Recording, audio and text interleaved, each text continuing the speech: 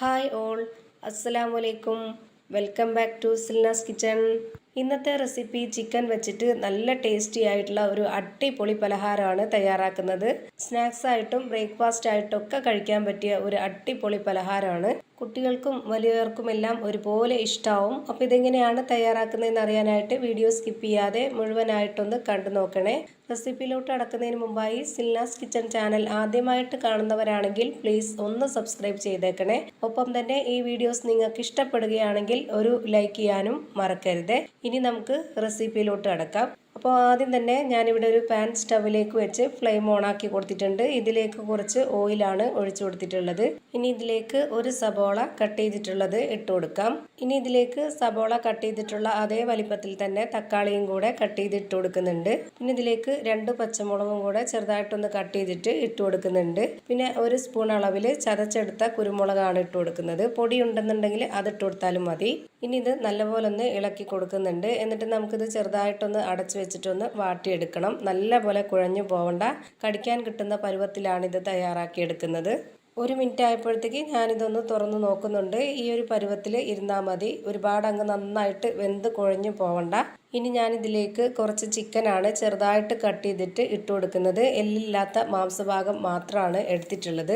പിന്നെ ഇതിലേക്ക് ഓരോരുത്തർക്കും വേണ്ട എരിവിനനുസരിച്ച് മുളക് പൊടി ഇട്ട് കൊടുക്കാം. ഞാനിവിടെ 1 സ്പൂൺ അളവിൽ മുളക് പൊടി ഇട്ട് കൊടുത്തിട്ടുണ്ട്. പിന്നെ വെളുത്തുള്ളി ഇഞ്ചി ചതച്ചതാണ് ഒരു 1/2 സ്പൂൺ അളവിൽ ഇട്ട് കൊടുത്തിട്ടുള്ളത്. ഇനി ഇതിലേക്കൊരു 1/4 സ്പൂൺ പെരിഞ്ജീരകപ്പൊടിയാണ് ഇട്ട് കൊടുക്കുന്നത്. പിന്നെ ഒരു നുള്ള് മഞ്ഞൾപ്പൊടിയും ഒരു നുള്ള് ഗരം മസാലപ്പൊടിയും ആവശ്യത്തിനുള്ള ഉപ്പും കൂടെ ഇട്ട് കൊടുത്തതിന് ശേഷം ഇത് നല്ല പോലെ ഒന്ന് ഇളക്കി യോജിപ്പിച്ച് കൊടുക്കാം. കുറച്ച് കറിവേപ്പിലയും മല്ലിയിലയൊക്കെ ഉണ്ടെന്നുണ്ടെങ്കിൽ അതും കൂടെ ഇട്ട് കൊടുത്തു കഴിഞ്ഞാൽ നന്നായിരിക്കും. ഇപ്പോൾ ഇതിലെ പൊടികളൊക്കെ ഇട്ട് കൊടുത്തതെല്ലാം കറക്റ്റാണ്. ഇനി ഇതിലേക്ക് കുറച്ച് വെള്ളവും കൂടെ ഒഴിച്ചു കൊടുക്കുന്നുണ്ട്. വെള്ളവും കൂടെ ഒഴിച്ചു കൊടുത്തതിന് ശേഷം ഒന്നുകൂടി ഇളക്കി കൊടുത്തിട്ട് ഇത് വെന്ത് കിട്ടും വരേക്കൊന്ന് അടച്ചു വെച്ച് വേവിച്ചെടുക്കാം. ഒരു 5 മിനിറ്റ് മതിയാവും. അപ്പോൾ തന്നെ ഈ ഒരു ചിക്കൻ എല്ലില്ലാത്ത പീസൊക്കെ ആയതുകൊണ്ട് പെട്ടെന്ന് തന്നെ വെന്ത് കിട്ടും. ഇപ്പോൾ വെള്ളമെല്ലാം വറ്റി നല്ല പോലെ ചിക്കനൊക്കെ വെന്ത് കിട്ടിയിട്ടുണ്ട്. ഇത്രയും മതി. ഇനി നമുക്ക് ഇതിൻ്റെ ഫ്ലെയിം ഓഫ് ചെയ്ത് കൊടുക്കാം. ഇനി ഇതൊന്ന് മാറ്റി വെക്കുന്നുണ്ട്. അടുത്തതായി ഞാനിവിടെ ഒരു പാത്രത്തിൽ 1 ഉരുളക്കിഴങ്ങ് കുക്കറിലിട്ട് നല്ല പോലെ വേവിച്ചെടുത്തതിന് ശേഷം അതിൻ്റെ തൊലിയൊക്കെ കളഞ്ഞിട്ട് എടുത്തിട്ടുണ്ട്. ഇനി ഇത് നന്നായിട്ടൊന്ന് ഉടച്ചെടുക്കാം. അത്യാവശ്യം വലിപ്പമുള്ള ഉരുളക്കിഴങ്ങാണ് എടുത്തിട്ടുള്ളത്. ഓരോരുത്തരും ഉണ്ടാക്കിയെടുക്കുന്ന പലഹാരം എത്രയാണോ അതിനനുസരിച്ച് കിഴങ്ങിൻ്റെ അളവും ബാക്കിയുള്ള എല്ലാ ഇൻഗ്രീഡിയൻസിൻ്റെ അളവും കൂട്ടിയും കുറച്ചൊക്കെ എടുക്കാവുന്നതാണ്. ഇപ്പോൾ ഞാൻ ഈ ഒരു കിഴങ്ങ് നല്ല പോലെ ഉടച്ചെടുത്തിട്ടുണ്ട്. ഇനി ഇതിലേക്ക് ഇട്ട് കൊടുക്കുന്നത് വറുത്ത അരിപ്പൊടിയാണ്. പത്തിരിക്കും ഇടിയപ്പത്തിനൊക്കെ എടുക്കുന്ന സാധാ അരിപ്പൊടിയാണ് എടുക്കുന്നത്. 250 ml കപ്പിൻ്റെ അളവിൽ 1.5 കപ്പ് അരിപ്പൊടിയാണ് ഈ ഒരു പാത്രത്തിലേക്ക് ഇട്ട് കൊടുക്കുന്നത്. വറുത്ത അരിപ്പൊടി തന്നെ എടുക്കാൻ വേണ്ടി നോക്കുക, എന്നാലാണ് ഈ ഒരു കറക്റ്റ് ടേസ്റ്റ് കിട്ടുള്ളൂ. പിന്നെ ഇതിലേക്ക് ആവശ്യത്തിനുള്ള ഉപ്പും കൂടെ ഇട്ട് കൊടുത്തതിന് ശേഷം കൈവച്ചിട്ട് ഇതെല്ലാം കൂടെ നന്നായിട്ടൊന്ന് മിക്സ് ചെയ്തിട്ടെടുക്കാം. ഇത് നല്ലപോലെ മിക്സ് ചെയ്തെടുക്കുമ്പോൾ മാത്രമേ നമുക്കിനി ഇതിലേക്ക് എത്ര വെള്ളമാണ് ഒഴിച്ചു കൊടുക്കേണ്ടതെന്ന് അറിയാൻ പറ്റുള്ളൂ. കാരണം കിഴങ്ങിൻ്റെ ആ ഒരു നനവുള്ളത് കൊണ്ട് നമുക്ക് ആദ്യം തന്നെ വെള്ളവും കൂടെ ഒഴിച്ചു കൊടുത്തിട്ട് മിക്സ് ചെയ്ത് കൊടുത്തു കഴിഞ്ഞാൽ കറക്റ്റ് പരുവത്തിന് കുഴച്ചെടുക്കാൻ വേണ്ടി പറ്റത്തില്ല. ഇനി നമുക്കിത് കുഴച്ചെടുക്കാനായിട്ട് വെള്ളം ഒഴിച്ചു കൊടുക്കാം. അപ്പോൾ അതിനുവേണ്ടി ഞാനിവിടെ എടുത്തിട്ടുള്ളത് 250 ml കപ്പിൻ്റെ അളവിൽ 1 കപ്പ് വെള്ളമാണ്. ഇതിൻ്റെ പകുതിയാണ് ഇപ്പോൾ ഒഴിച്ചു കൊടുക്കുന്നത്. എന്നിട്ട് ഇതൊന്ന് കുഴച്ച് നോക്കാം. പോരാന്നുണ്ടെങ്കിൽ മാത്രം കുറച്ചുകൂടി ഒഴിച്ചു കൊടുക്കാവുന്നതാണ്. ഇപ്പോൾ ഈ ഒരു വെള്ളം പോരാതെ വന്നിട്ടുണ്ട്. ആ ഒരു 1/2 കപ്പ് വെള്ളവും കൂടെ ഒഴിച്ചു കൊടുക്കുന്നുണ്ട്. ഇനി ഇത് നല്ല പോലെ ഒന്ന് കുഴച്ചിട്ടെടുക്കാം. ഇപ്പോൾ ഇതിൻ്റെ വെള്ളം കറക്റ്റ് ആയിട്ടുണ്ട്. അപ്പോൾ ഇതിലേക്ക് ആകെ വേണ്ടി വന്നിട്ടുള്ളത് 250 ml കപ്പിൻ്റെ അളവിൽ 1 കപ്പ് വെള്ളമാണ്.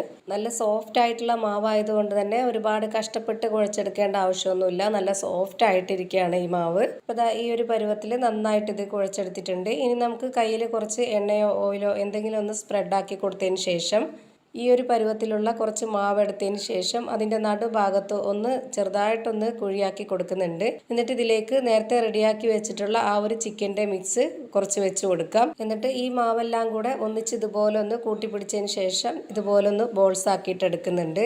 എന്നിട്ട് ഉള്ളം കയ്യിൽ വെച്ചിട്ട് ചെറുതായിട്ടൊന്ന് പ്രസ് ചെയ്ത് കൊടുക്കുന്നുണ്ട്. ആ ഒരു പരുവത്തിലാണ് ഞാൻ തയ്യാറാക്കി എടുക്കുന്നത്. ഓരോരുത്തർക്കും ഇഷ്ടമുള്ള ഷേപ്പിൽ ഇഷ്ടമുള്ള വലിപ്പത്തിൽ തയ്യാറാക്കി എടുക്കാവുന്നതാണ്.